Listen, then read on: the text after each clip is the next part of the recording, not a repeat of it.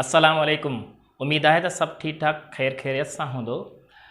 अज असां matric class के हवाले से चैप्टर नंबर 1 जो असो न्यू सिलेबस है सिंटेक्स बुक बोर्ड के हवाले से उन जो फर्स्ट चैप्टर है जनरल वेव प्रॉपर्टीज़ जेके असांजूं वेव जूं प्रॉपर्टीज़ जनरली डिस्कस थींदियूं इन जो हिकिड़ो ॿियो पोर्शन भी है जो लास्ट वारो सिंपल हार्मोनिक मोशन के हवाले से। सो अचो तो अज असां यानी 10th फिजिक्स के हवाले से डिस्कस कंदासीं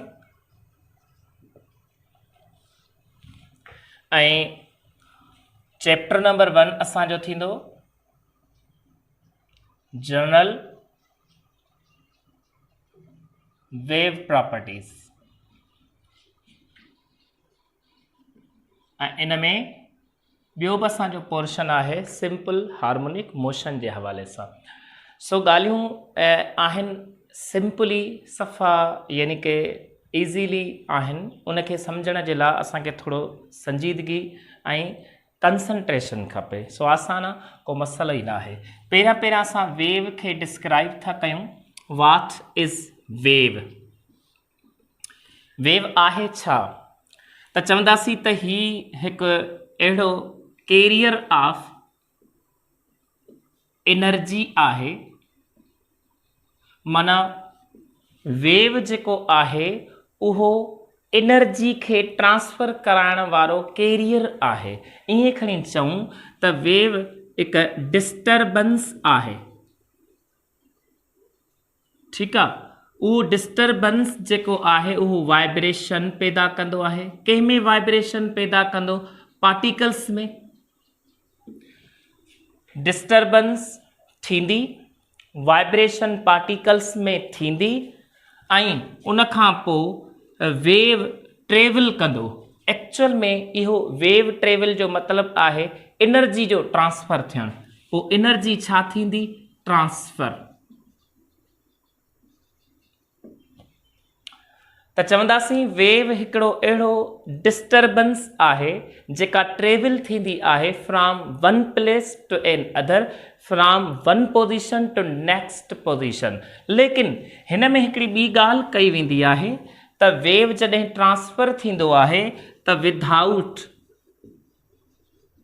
मेटर, माना ही हिन जो मतिलबु आहे त मेटर ट्रांसफर न थींदो आहे। ज़हन में रखे छॾिजो त जॾहिं वेव ट्रांसफर थींदो आहे, वेव जो मतिलबु आहे वेव ट्रेवल थींदो आहे यानी एनर्जी ट्रांसफर थींदी आहे त उन वक़्तु जंहिंजे ज़रिए उहो वेव वञे थो जेको सोर्स आहे उन में उन जे एटम्स में वाइब्रेशन थींदी, लेकिन उहे पाण वेव ट्रेवल न कंदा।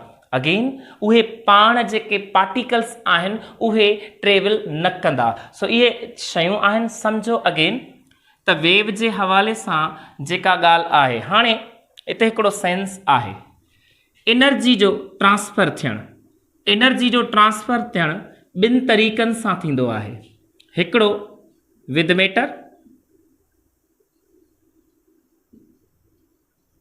जीअं असां वठूं इलेक्ट्रिसिटी वारी एनर्जी आहे उहा वायर्स जे ज़रिए इन्हनि जे ज़रिए ट्रांसफर थींदी आहे, हा न, ऐं वाइब्रेशन जे बेसिस ते। या इवन जेकॾहिं ही मार्कर आहे, मां हिन ऑब्जेक्ट के थ्रो थो कयां त हिन में मेटर बि ट्रांसफर थिए थो, मेटर ही पाण मादो ट्रांसफर थिए थो ऐं इन सां गॾु एनर्जी यानी कि काइनेटिक एनर्जी कन्वर्ट थींदी थी वञे पोटेंशियल एनर्जी में, माना एनर्जी बि ट्रांसफर थिए थी।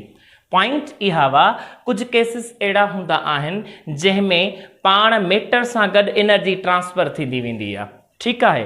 लेकिन कुछ अहिड़ा केसिस हूंदा आहिनि जंहिंमें विदाउट मेटर ट्रांसफर,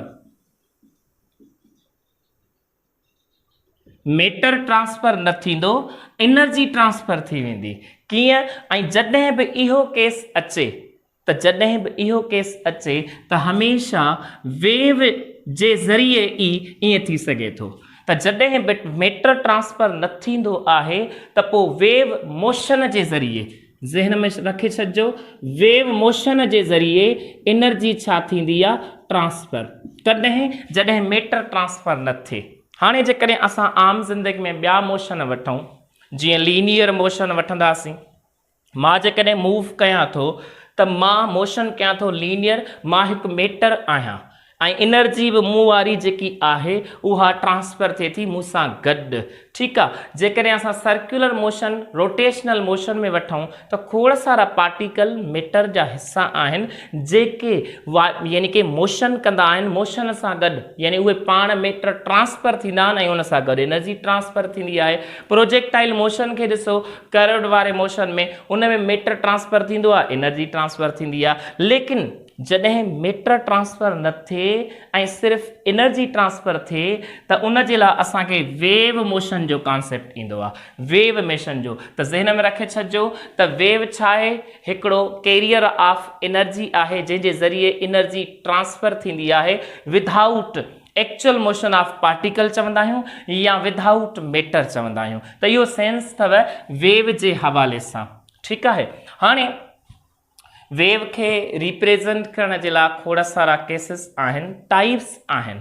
त वेव पहिरियां त फॉर्म कीअं थींदो आहे, वेव फॉर्मेशन कीअं थींदी हूंदी त तव्हां आम ज़िंदगी में ॾिसंदा हूंदो त जेकॾहिं हिकिड़ो बीठल पाणी आहे, स्टेशनरी वाटर आहे, पोंड आहे, ठीकु आहे, लेक आहे ऐं उन में तव्हां हिकिड़ो स्टोन फिटी था कयो, स्टोन, त उन जे स्टोन जे थ्रो करण खां पोइ हिकिड़ा यानी कि अहिड़े क़िस्म जा शेप डिस्टर्बेंस क्रिएट थी वेंदी आहे। एक्चुअल में इहा जेकी डिस्टर्बेंस आहे वरी ट्रेवल थींदी आहे यानी एनर्जी ट्रांसफर थींदी आहे, लेकिन उहे जेके मालिक्यूल आहिनि उहे अप ऐं डाउन पिया थींदा आहिनि, वाटर जा मालिक्यूल अप डाउन थींदा आहिनि, उहे मूव न कंदा आहिनि। साॻियो सेंस त विदाउट मैटर वारो कॉन्सेप्ट आहे, ट्रांसफर न थींदो। त इहो बि हिकिड़ो ॾिसो वेव जो फॉर्मेशन आहे। जेकॾहिं तव्हां हिकिड़ो रस्सो खणो, रस्सो खणी उनखे सट ॾींदो त सट ॾियण खां पोइ अहिड़े क़िस्म जा हिकिड़ा यानी कि फॉर्म थींदी फिगर, उन में शिकिल स्ट्रक्चर। त इहो हिकिड़ो वाइब्रेशन जे बेसिस ते वेव छा थी वियो, ठही वियो। ईअं ई तव्हां स्प्रिंग खणो, स्लिंकी ॿारनि वारो हिकिड़ो रांदीको टॉय वांगुरु हूंदो आहे, स्प्रिंग वांगुरु हूंदो आहे, उहो बि हीअं स्प्रिंग वांगुरु हूंदो आहे ऐं उहो असांजो यानी कि हीअं वाइब्रेशन कंदासीं त उन में बि हिकिड़ा वेव्स पैदा थींदा आहिनि, त डिस्टर्बेंस क्रिएट थींदी आहे, ट्रांसफर थींदो आहे। ईअं ई खोड़ सारा वेव जा शेप हूंदा आहिनि। हीअं क्रेस्ट ऐं ट्रफ जो कॉन्सेप्ट ईंदो आहे। क्रेस्ट ऐं ट्रफ माना हीअ जेको अपर पोर्शन आहे, अपर रीजन आहे, वाइब्रेशन जे बेसिस ते इनखे असां क्रेस्ट चवंदा आहियूं, क्रेस्ट। ऐं जेको lower portion of the wave cycle आहे इनखे असां छा चवंदासीं, यानी कि ट्रफ। ठीकु आहे, क्रेस्ट ऐं ट्रफ हूंदो आहे। ऐं ॿिया असांजा साउंड वेव्स हूंदा आहिनि, साउंड वेव्स जेको मां ॻाल्हायां थो हींअर, त इहे आवाज़ जा वेव्स बि ट्रेवल कंदा आहिनि, लाज़मिया वेव्स आहिनि, लेकिन इन्हनि में क्रेस्ट ऐं ट्रफ जो कॉन्सेप्ट न वठंदा आहियूं। इहो छो न वठंदा आहियूं, इहे टाइप्स आहिनि वेव्स जा, लॉन्गिट्यूडिनल, ट्रांसवर्स, त उन में डिस्कस करे था वठूं, लेकिन हिते वेव जो कॉन्सेप्ट आहे यानी वेव जे फॉर्मेशन जो कॉन्सेप्ट आहे। त पोइ हिते असां साउंड वेव्स जो थोरो कंहिं एग्ज़ाम्पल वठूं त उहे बि ट्रेवल थींदा आहिनि, लेकिन उन में क्रेस्ट ट्रफ न ठहंदो आहे, अपर पोर्शन ऐं लोअर पोर्शन, अपर रीजन ऐं लोअर रीजन न ठहंदो आहे, बल्कि हीअं हिकिड़े क़िस्म जो शो कयो वेंदो आहे।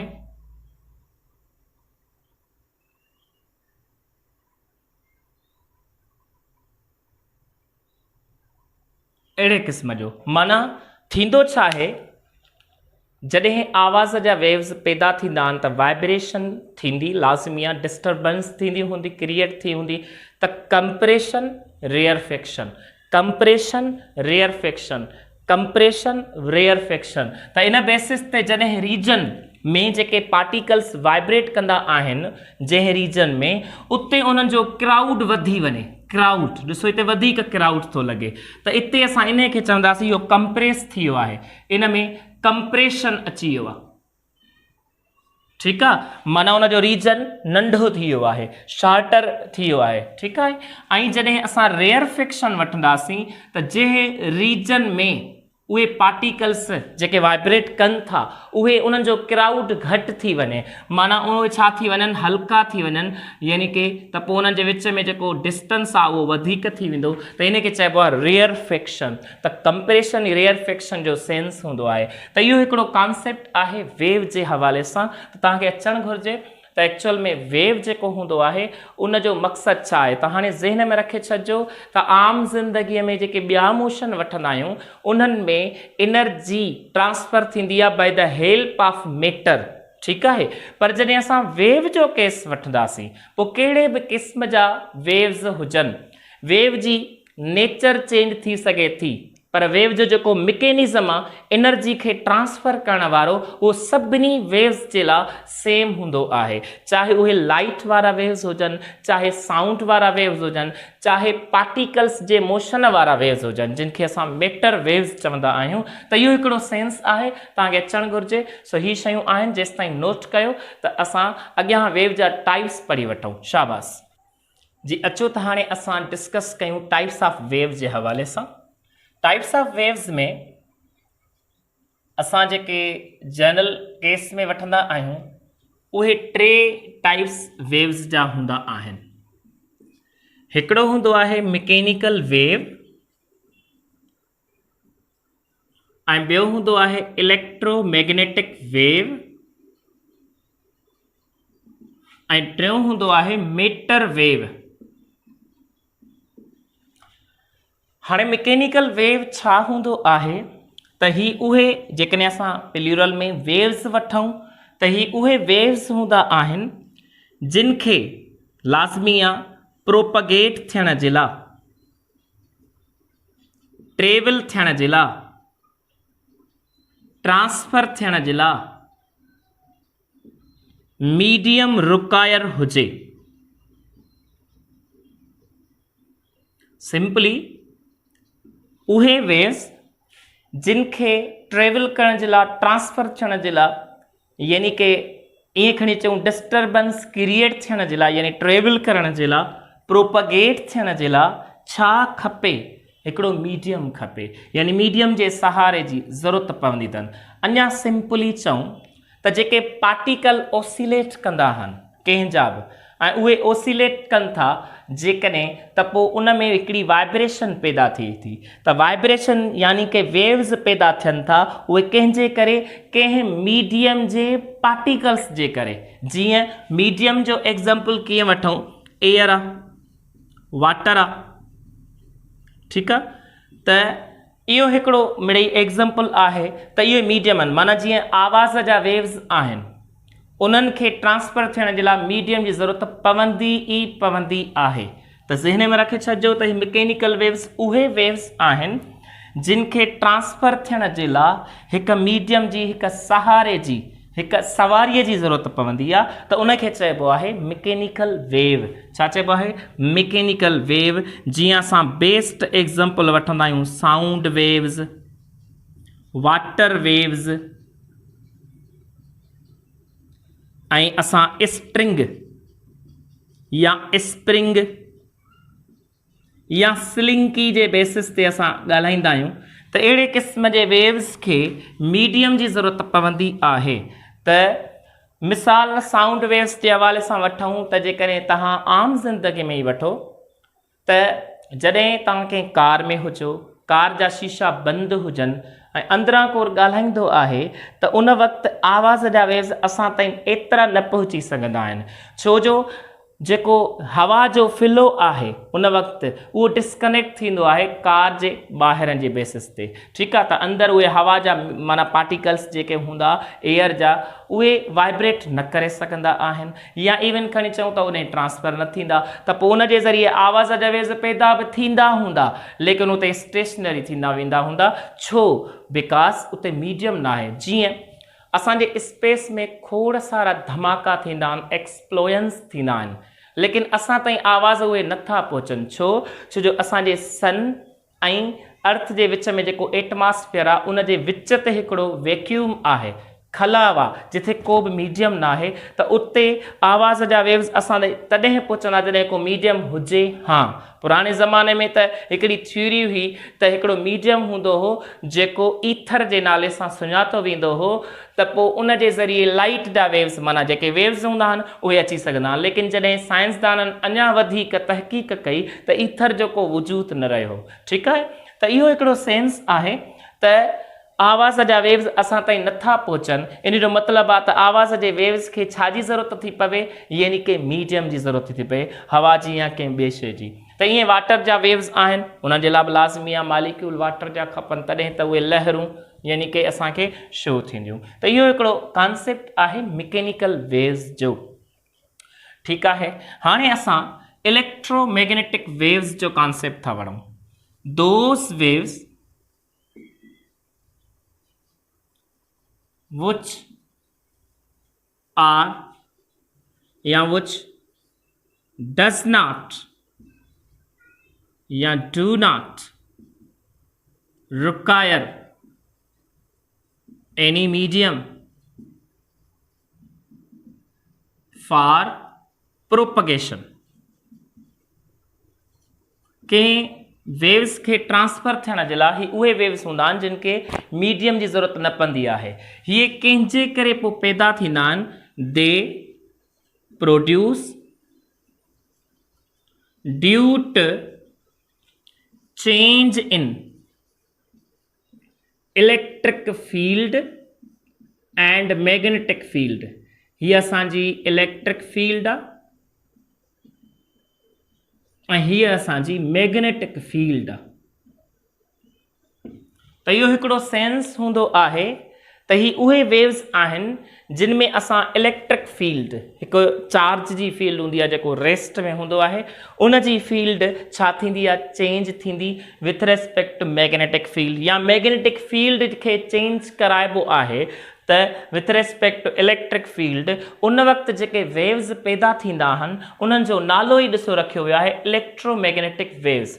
हाणे इन जो थोरो सेंस ॿुधाए छॾियां त पुराणे ज़माने में जेके वेव्स जो कॉन्सेप्ट ॾींदा हुआ त चवंदा कहिड़े बि क़िस्म जो वेव हुजे, चाहे लाइट जो वेव्स हुजे पुराणे ज़माने में, त उन्हनि खे ट्रेवल करण जे लाइ कंहिं न कंहिं मीडियम जी ज़रूरत पवंदी।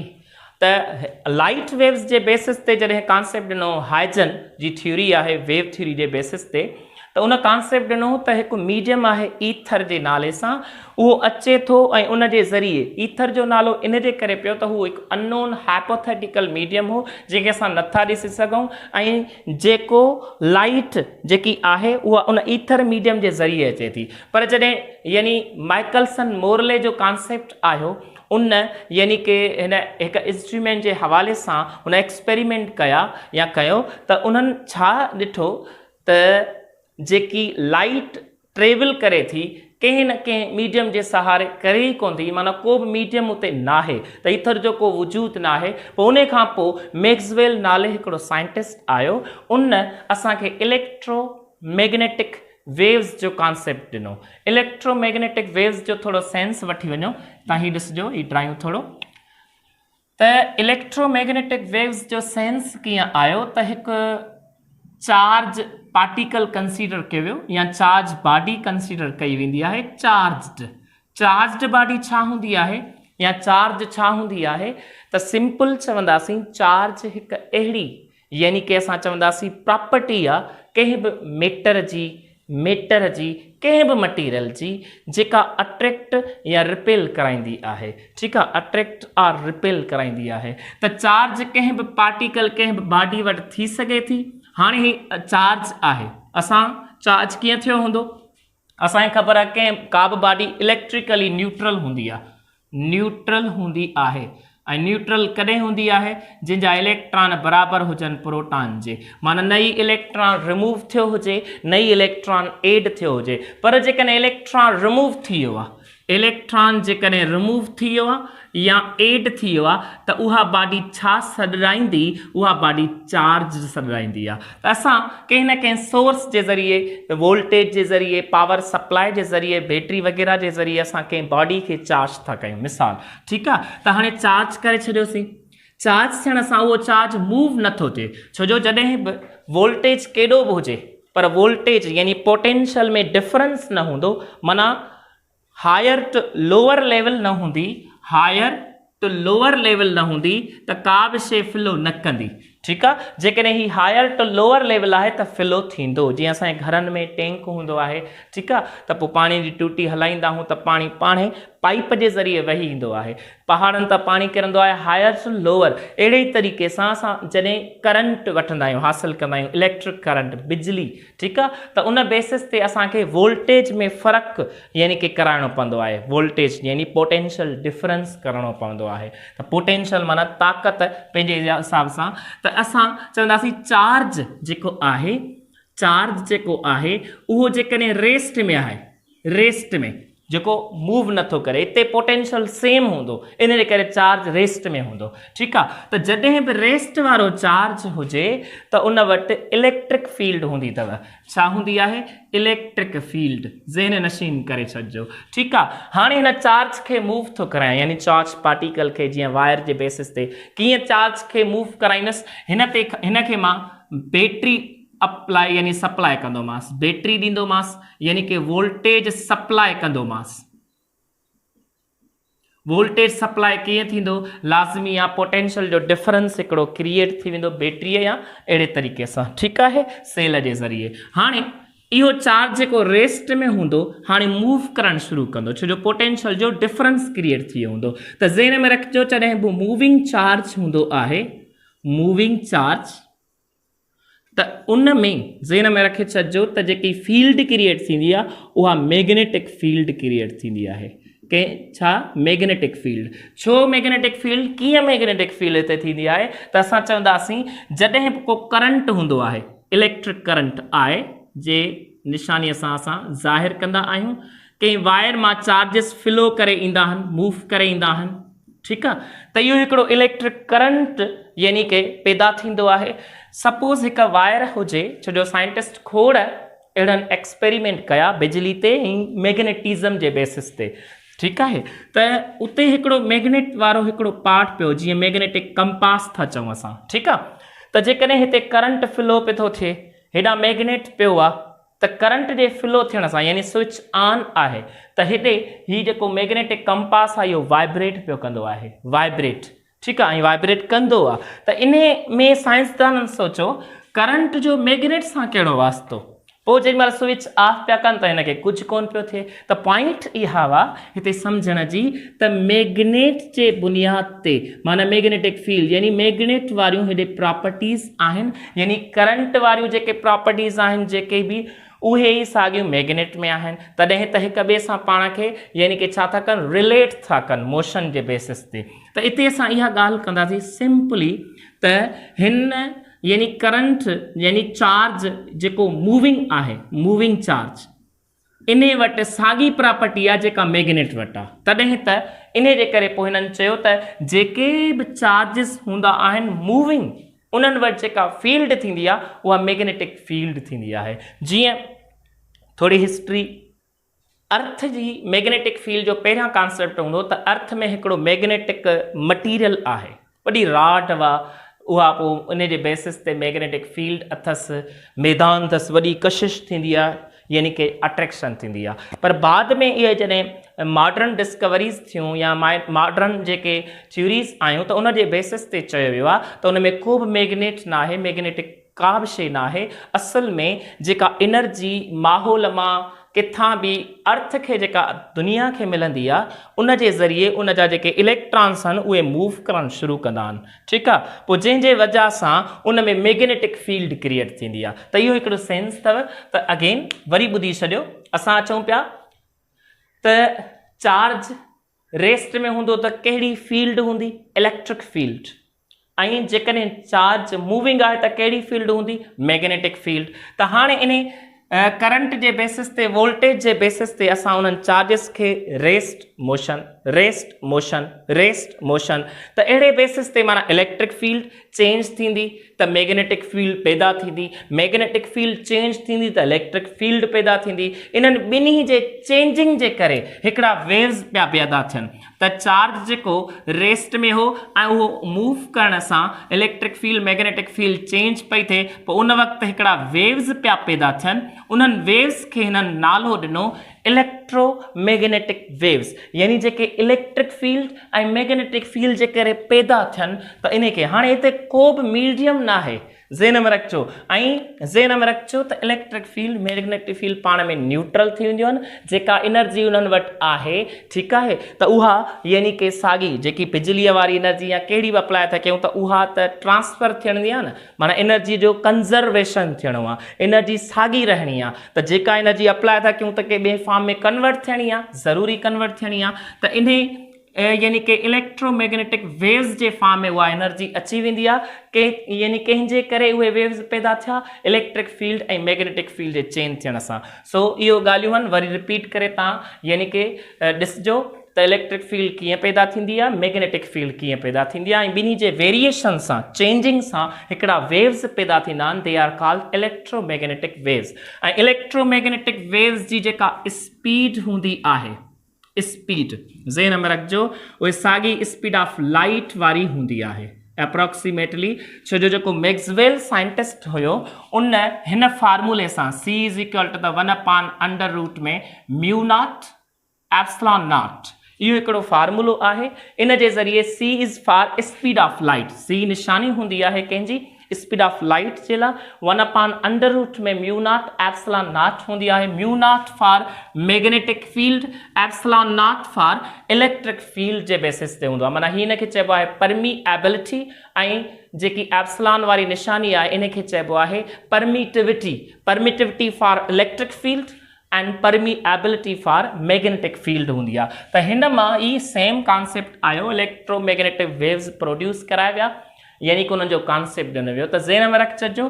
त इलेक्ट्रोमैग्नेटिक वेव्स जेके हूंदा आहिनि उहे लाइट वारा ई साॻा हूंदा आहिनि इन्हनि जी हिकिड़ी सीरीज़ आहे स्पेक्ट्रम आहे स्पेक्ट्रम तव्हां ॿुधा हूंदा नाला gamma rays X rays ultraviolet and so on लेकिन इन्हनि खे यादि करण जे लाइ हिकिड़ो जुमिलो तव्हांखे मां अॼु ॿुधाए छॾियां त तव्हां ज़हन में रखंदो उहो आसान आहे ऐं सीरीज़ में यादि थी वेंदा तव्हांखे gamma rays X rays ultraviolet visible infrared microwave radio waves त ज़हन में रखिजो उहो सेंटेंस आहे गोचू के पास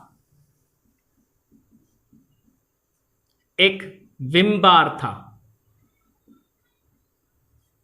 या होता था माना हिकिड़ो जुमिलो आहे यादि करण जे हवाले सां त गोचू हिकिड़ो कार्टून जो कैरेक्टर आहे ठीकु आहे ऐं उन वटि हिकिड़ो थांवनि जो साबुण विम बार लठ वांगुरु हूंदो हो छो जो हुन खां रुॻो थांव धोराईंदा त हुनजे हथ में उहो ई हूंदो हो त हाणे असां इन खे यानी कि कैरेक्टर जे बेसिस ते असां यानी कि हिन जे सीरीज़ खे था वठूं गोचूअ जो जेको कैरेक्टर आहे असां गोचू था खणूं ठीकु आहे उन खां पोइ हुन वटि छा हूंदो थांवनि जो साबुण विम ऐं बार जी आख़िरी रे करे या आर करे वठंदासीं त हाणे ॾिसजो इलेक्ट्रोमैग्नेटिक वेव्स जी असां गोचू जी स्पेल हीअं करे था लिखूं GXU गोचू छो जो असां बायोलॉजिकल या खोड़ सारा साइंटिफिक टर्म्स हूंदा आहिनि जंहिंमें असां एक्स जो उचार चू करे वठंदा आहियूं त गोचू जेको हूंदो आहे उन जे हवाले सां असां कैरेक्टर करे वठूं था प्रोनाउंसिएशन गोचू स्पेलिंग हीअं थी थिए उन खां पोइ विम जो VIM करे वठो ऐं बार आर करे वठो त ॾिसो ही हिकिड़ो ट्रैम थी वियो गोचू के पास एक विम बार था जे बेसिस ते हाणे ॾिसो G फॉर गामा रेज़ हूंदो आहे X फॉर एक्स रे हूंदो आहे U फॉर अल्ट्रा वायलेट हूंदो आहे ऐं V फॉर विजिबल हूंदो आहे I फॉर इंफ्रारेड हूंदो आहे ऐं M फॉर माइक्रोवेव हूंदो आहे R फॉर रेडियो वेव हूंदो आहे ऐं ही सीरीज़ में आहे हायर जेकी जंहिंजी फ्रीक्वेंसी एनर्जी हूंदी आहे उहे गामा रेज़ हूंदा आहिनि उन खां पोइ थोड़ा घटि X rays ultraviolet visible infrared microwave radio waves त हीअ हिकिड़ी सीरीज़ आहे सिक्वेंस सां ठीकु आहे त इहो तव्हांजो यादि हुअणु घुरिजे ज़हन नशीन करे छॾिजो त इलेक्ट्रिक फील्ड ऐं मैग्नेटिक फील्ड जे चेंज थियण सां ई हीअं ॾिसजो जेकॾहिं हीअ इलेक्ट्रिक फील्ड आहे ऐं हीअ मैग्नेटिक फील्ड आहे इलेक्ट्रिक फील्ड जो क्रेस्ट मैग्नेटिक फील्ड जो ट्रफ आहे हाणे ॾिसजो हीअ जेकॾहिं चेंज थी त हीअं पिया थींदा आहिनि त ज़हन में रखिजो ही इलेक्ट्रिक फील्ड मैग्नेटिक फील्ड जो चेंज हूंदो आहे या अञा जेकॾहिं असां इन खे थोरो माना बॉडी खे यूज़ करे असां पंहिंजे हिसाब सां वठूं त ही जेको मुंहिंजो हिसो आहे इहे वेव्स जो ट्रांसफर थियणु आहे ठीकु आहे। हीअ इलेक्ट्रिक फील्ड आहे ऐं हीअ मैग्नेटिक फील्ड आहे। इलेक्ट्रिक फील्ड हेॾे चेंज थी थिए, मैग्नेटिक फील्ड सपोज़ हेॾे चेंज थी थिए ऐं वेव्स हीअं था वञनि। त इहो हिकिड़ो कॉन्सेप्ट आहे। इलेक्ट्रिक फील्ड, मैग्नेटिक फील्ड ऐं वेव जो जेको ट्रांसफर थियणु आहे इहे पाण में 90 एंगल ते वाइब्रेशन करे पिया चेंज थींदा आहिनि ऐं वेव ट्रांसफर थींदा आहिनि, ट्रेवल थींदा आहिनि, प्रोड्यूस थींदा आहिनि। त इहो हिकिड़ो सेंस अथव इलेक्ट्रोमैग्नेटिक वेव्स जो। ठीकु आहे। हाणे सफ़ा आसान आहिनि, हिननि में डिफरेंशिएट तव्हां आसानीअ सां करे सघो था। कंहिंखे मीडियम जी ज़रूरत न पवंदी आहे, कंहिंखे मीडियम जी ज़रूरत पवंदी आहे।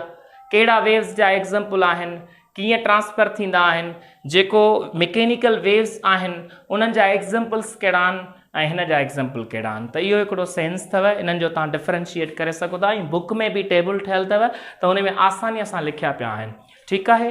त मैकेनिकल वेव्स जा ॿिया बि हिकिड़ा एग्ज़ाम्पल जीअं बुक में आहे सीज़मिक वेव। सीज़मिक वेव कहिड़ा हूंदा आहिनि, जेके असांजे अर्थ में जॾहिं वाइब्रेशन थींदी आहे, यानी अर्थ क्विक वारा वेव्स, ज़िलज़िले वारा वेव्स, ज़िलज़िले वारा जेके वेव्स हूंदा आहिनि उहे वेव्स बि असांजे मैकेनिकल वे में ईंदा आहिनि, छो जो उन्हनि खे बि ट्रांसफर थियण जे लाइ कंहिं मीडियम जी ज़रूरत पवंदी आहे। ठीकु आहे। त हीअं खोड़ सारा मिसाल अथव।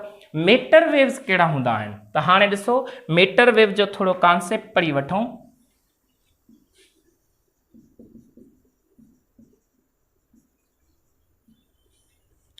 ही उहे वेव्स हूंदा अथव जेके मोशन ऑफ पार्टिकल्स ते मुश्तमिल हुजनि, मोशन ऑफ पार्टिकल सां कंसल्ट हुजनि। जीअं जेकॾहिं इलेक्ट्रॉन्स मोशन में आहिनि त इहे बि हालांकि जेका पार्टिकल वारी शइ हूंदी आहे न, त पुराणे ज़माने में खोड़ सारा साइंसदान आया, वेव जो कॉन्सेप्ट आयो।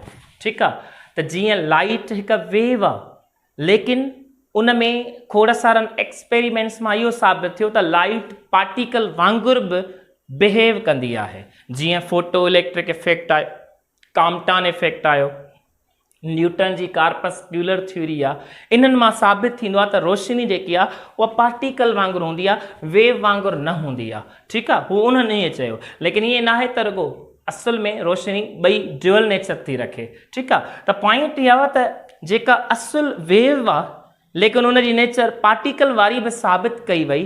त हिते हिकिड़ो साइंटिस्ट आयो जंहिं छा नालो हुअसि, हूअं पढ़ंदा त लिखंदा आहियूंसि डी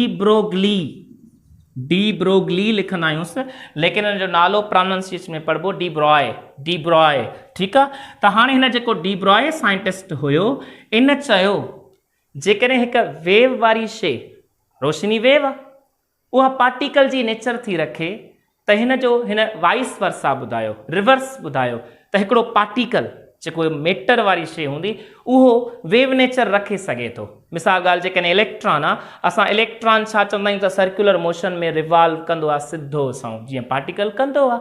ठीकु आहे। लेकिन इन कॉन्सेप्ट नो त इलेक्ट्रॉन एक्चुअल में फिलजंदो आहे, वेव स्प्रेड थींदो आहे, वेव वांगुरु यानी कि बिहेव कंदो आहे, नेचर रखंदो आहे। त इन डी ब्रोगली हाइपोथेसिस यानी डी ब्रॉय हाइपोथेसिस जे बेसिस ते वेव नेचर मेटर जी, मटीरियल जी, पार्टिकल जी माना मालूम कई वई। त अहिड़नि वेव्स खे जेके मेटर सां, पार्टिकल सां, मटीरियल सां वास्तो रखनि उन्हनि खे चइबो आहे मेटर वेव्स। ठीकु आहे। त डी ब्रोगली हाइपोथेसिस जो यानी कि फार्मूलो अथव momentum, h is Planck's constant ऐं ही this lambda is called wave length.